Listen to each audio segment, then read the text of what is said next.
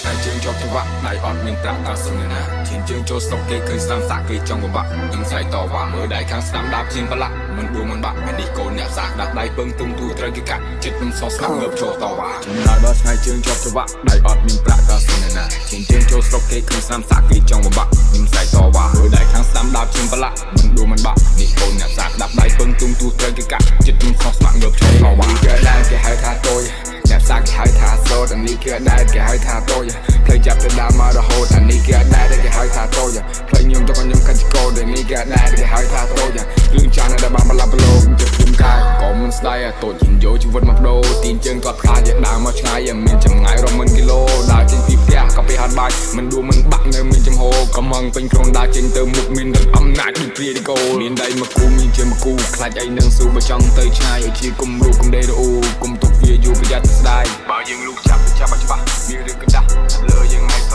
ឬក៏ខ្មៅខ្លៅឬក៏ឆៅឆ្លាតឬក៏ខ្លាយឬថាលើយើងហើយដៃជើងប្រឡាក់ខ្លួនសុទ្ធតែសាក់អត់មានឋានៈតែមានទេណាខ្ញុំដើរតែឯងខ្ញុំដួលតែឯងស្លាប់អត់អ្នកសែង